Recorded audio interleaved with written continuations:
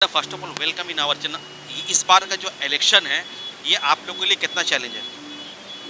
Challenge हम लोगों के लिए नहीं, इस बार का इलेक्शन जनता के लिए चैलेंज है कि पिछले 5 सालों में जैसे पूरा आसनसोल कॉरपोरेशन का वोटर को जैसे लूटा गया, उन लोगों के खिलाफ जैसे ये कॉरपोरेशन का वोट चला है उसके खिलाफ चैलेंज है कि इस बार जनता का कॉरपोरेशन तैयार करना है। आपके स्पीच को हम लोगों ने देखा, आज आप एक नया तेवर में हम लोगों को दिखाई दिया और ऐसा लग रहा है कि आप भी सीपीआईएम के एक मुस्तकबिल है, लेकिन आज आप मीडिया के खिलाफ इतना गुस्सा क्यों है? मीडिया के खिलाफ गुस्सा नहीं है, मीडिया को अपना काम न्यूट्रल और निरपेक्ष से करने के लिए हम लोग गुजारिश करते हैं। जिसका जो काम है अगर उस काम में लगेगा कि आप ठीक जगह पर नहीं है तो गुस्सा तो आएगा ही। पूरा ये जमहूरियत का चौथा स्तंभ है मीडिया, लेकिन आज मीडिया एक भी आदिवासी पाड़ा बस्ती या गरीब पाड़ा मोहल्ला में आज 5 साल में 7 साल में 12 साल में तृणमूल का जहाँ पर काउंसिलर है नए सिरे से एक तो भी ईंट नहीं डाला गया, उसको दिखाते नहीं है, दूसरा कोई बात दिखाते हैं।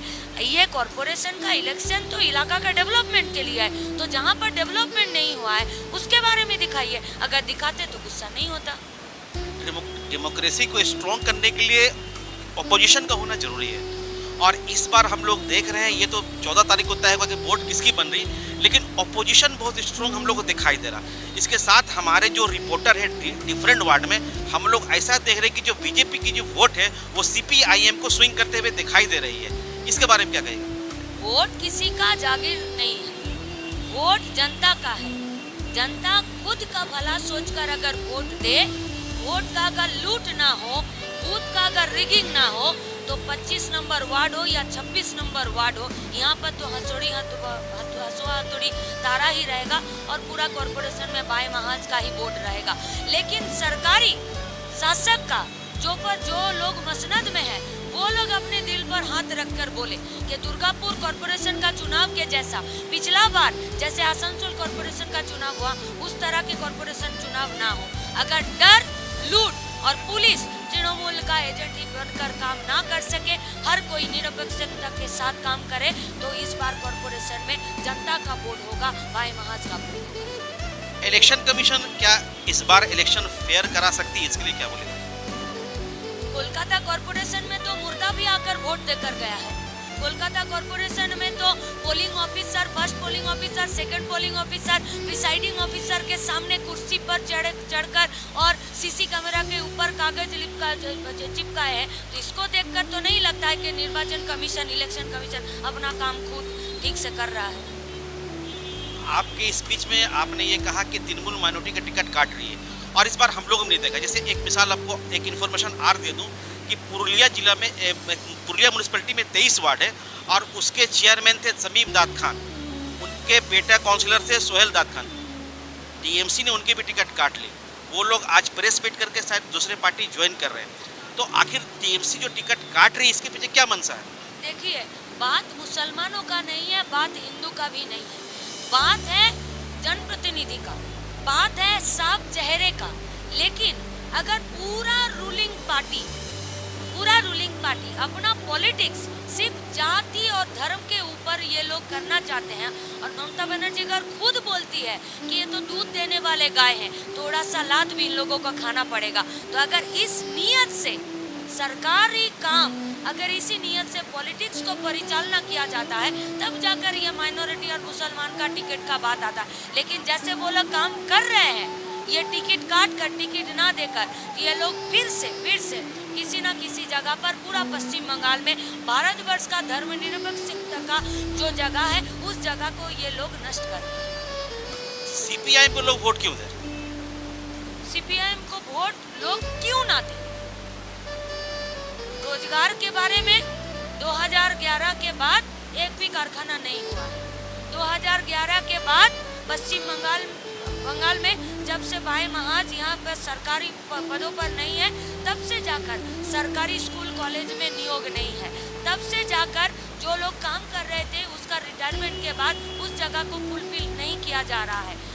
हम लोगों का टैक्स बढ़ा है लेकिन एमएलए एमपी का वेतन बढ़ा है। हम लोगों का कोरोना के दौर पर देखा गया है कि सरकार चुप्पी साध कर बैठी थी। कोरोना के टाइम पर ये लोग चावल और यश के टाइम पर ये लोग जो आपदा देहत है उसके टाइम पर ट्रिपल का चोरी करता है, सरकारी फंड का लूट करते हैं। तो अगर सरकार का ये काम है तो जनता को तो चाहिए कि भाई महाराज को वोट करें।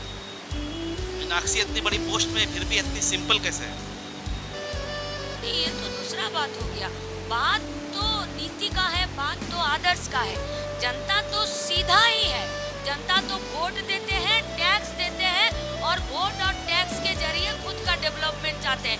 यहाँ तो कोई पैच का बात नहीं है। तो जनता हम भी है, सीधा आप भी है, सीधा हम भी है, सीधा जनता है। सरकार पेचीदा है, सरकार लूट रहा है, इसी के खिलाफ सारा सीधा जनता को एक साथ सीधे तौर से बाएं महाज को वोट देना चाहिए। आखिरी सवाल ये कि ऑपोजिशन का बहुत अहम रोल होता है और हम लोग देख रहे हैं कि ऑपोजिशन के नाते आप आवाज़ उठा रहे हैं, आप हक की आवाज़ उठा रही है, आप मजलूम की आवाज़ उठा रही है। आज आप इस मंच में आए और जो आपके 3 यंग स्पीकर थे उनको बड़ी गौर से आप सुन रहे थे, तो उनको देख के क्या लग रहा है? आने वाले दिन में सीपीएम का फ्यूचर बहुत अच्छा है, नए लड़के आप सीपीएम से जुड़ रहे हैं। देखिए, पिछले 3 सालों में सिर्फ DYFI का 2 लाख मेंबर्स हुआ है, सिर्फ 3 साल में।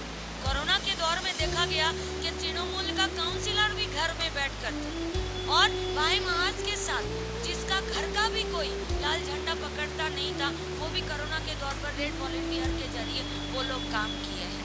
बात ये है कि नया चेहरा, कम उम्र का चेहरा बात है पॉलिसी किधर जा रहा है, बात है सिस्टम को चेंज करने के लिए नीति क्या होगा। वहाँ पर चाहे वो सफेद बालों वाला हो या काले वालों वाला हो, वैसा बात नहीं है। बात है नीति का, बात है आदर्श का, और नीति और आदर्श के जरिए केरल भी दिखा रहा है और क्यूबा भी दिखा रहा है। अमेरिका में जहाँ पर 500 के पीछे एक जन कोरोना में मरता है, वहाँ यहाँ केरल में देखा जा रहा है कि एक बच्चे के लिए पूरा एक लॉन्च चलवाया जा रहा है कि जैसे वो परीक्षा दे सके। इससे बात जाहिर है कि लाल झंडा, समाजवाद और हर के हाथ में काम, हर पेट में भात का इंतजाम हो, इसके लिए भाई महान समाजवाद के और काम करता है। तो आम जनता हो और तजुर्बेदार हो या कम उम्र का हो, हर कोई भाई महाज के बाद सामने और समाजवाद के पक्ष में इस बार खड़ा होने के लिए वो लोग इच्छा जाहिर कर रहे हैं। सीपीआईएम कितना सीट जीत रही है? अगर लूट ना हो तो कॉर्पोरेशन का बोर्ड हम लोगों का। चलिए मैडम, आपका शेड्यूल बिजी थी, फिर भी आपने बात की, आपका बहुत बहुत शुक्रिया।